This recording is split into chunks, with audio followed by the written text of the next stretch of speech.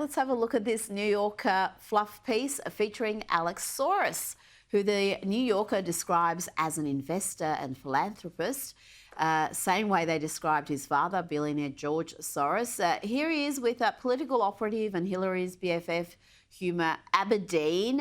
Interesting image, Josh.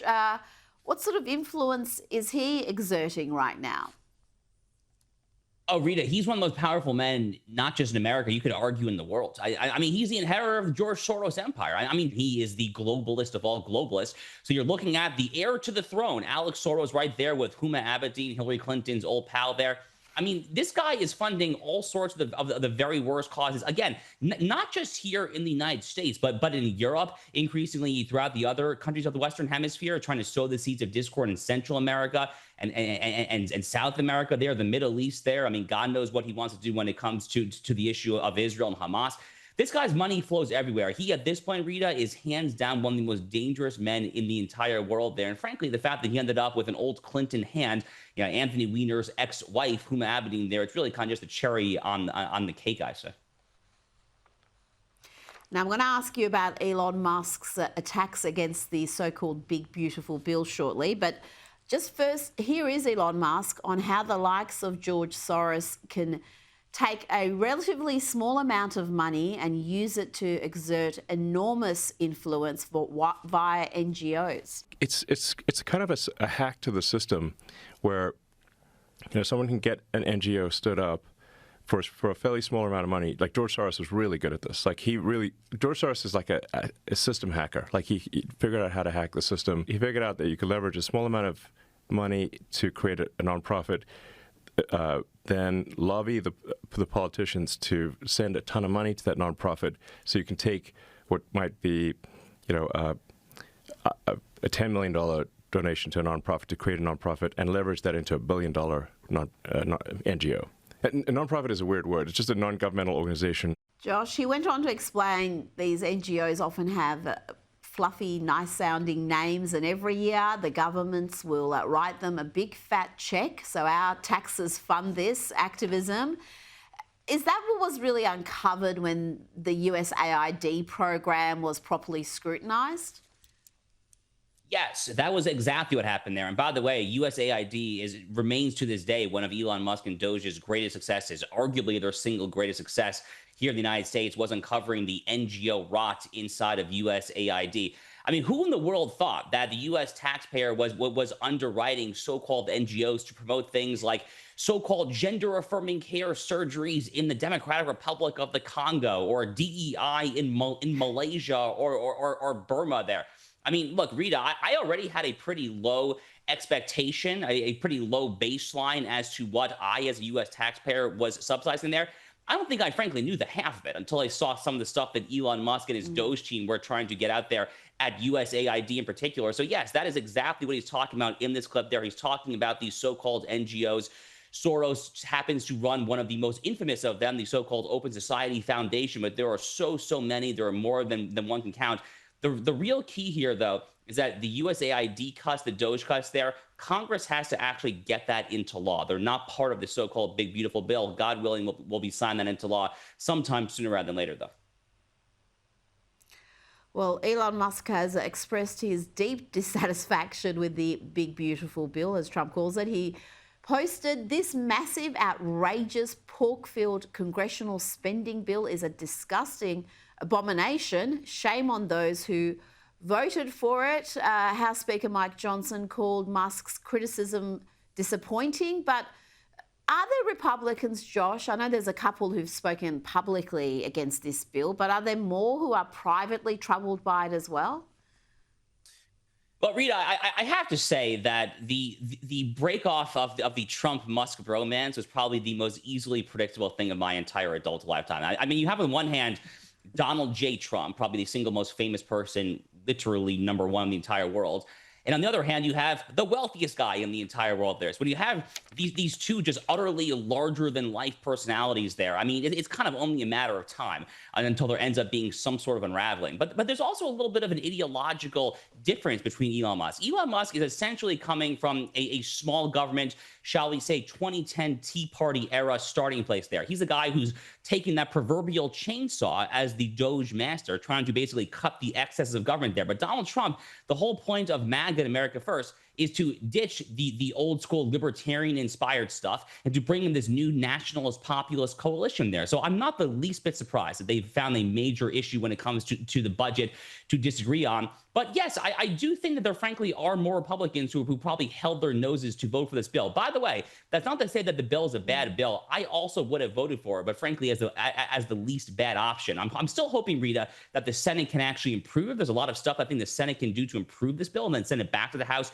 to finalize the version there. But yes, it's definitely not a perfect bill. Elon Musk is right about that.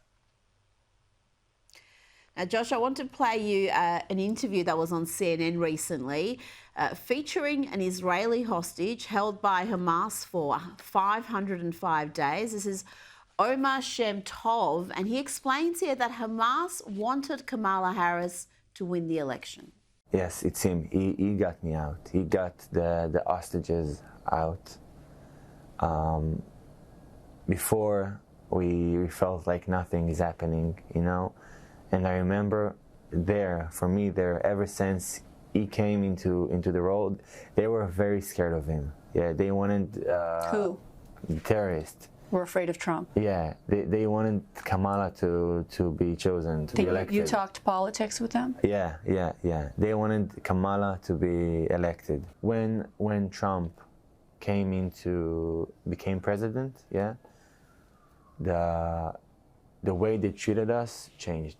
Josh, he explained in that interview how after Trump's win, they treated him differently, they treated him better, abused him less, fed him more. And it just shows Trump's peace through strength strategy works. But on this conflict, it's still not over. Will this war continue until Hamas is no more? And is that realistic now? Because we're just going to have another variation of Hamas under a different name pop up almost immediately? So, Rita, the latest scuttlebutt that I am hearing is that a lot of high-ranking Israelis are quite serious about actually annexing, retaking over, whatever word you want to use, half to potentially 75% of the Gaza Strip, and essentially getting a massive security buffer for the rest of the Palestinian Arabs there. Whether or not that happens, I don't know. The thing with the Israelis, Rita, is you hear a lot of tough talk. A lot of these Israeli officials, they talk about raining fire and brimstone. Then oftentimes the walk is not where the talk is there. So I personally am kind of, I will believe it when I see it kind of guy when it comes to this. I think that the most palatable option in the mid to long term, Rita, is to get some more moderate Arab coalition of Saudis, Egyptians, Emiratis there to essentially run the Strip in a non-Islamist fashion with Israeli military secure patrol of the actual physical borders. That is probably the sweet spot as to where this ends up there. But as of now, the Israelis are talking a tough game. We'll see if they live up to it. Now, we've seen recruitment numbers for the army soar since November, since the election result. And we had a new ad featuring Pete Hegseth and Donald Trump drop recently. And the Marine Corps, they've also have released a new ad featuring a former veteran, Vice President J.D. Vance. Let's have a quick look. We care about excellence and we care about patriotism. And if you are awesome and you are a patriotic Marine, then we are going to do everything that we can to make you the most lethal fighting force the world has ever seen. And that is what we're doing every single day. No more quotas, no more ridiculous mumbo jumbo, no more diversity training. We believe the real strength and the real diversity in the United States Marine Corps is that you all come from every walk of life, come from every corner of America. Josh, morale is up. Recruitment numbers are certainly up. It seems the media's relentless negative campaign against the administration isn't having the desired impact, certainly not with those who are choosing to serve their country.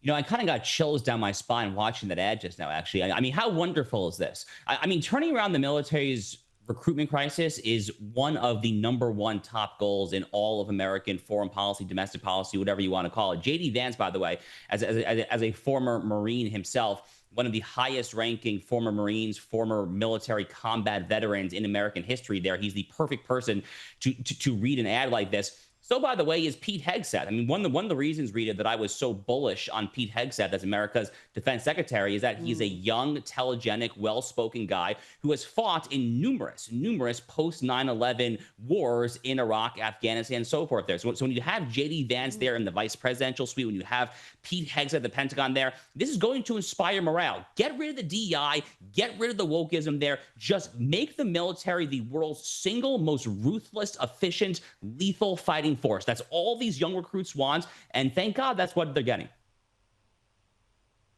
Well, the numbers speak for themselves. We saw this enormous surge right after the election result, and the numbers have stayed up ever since.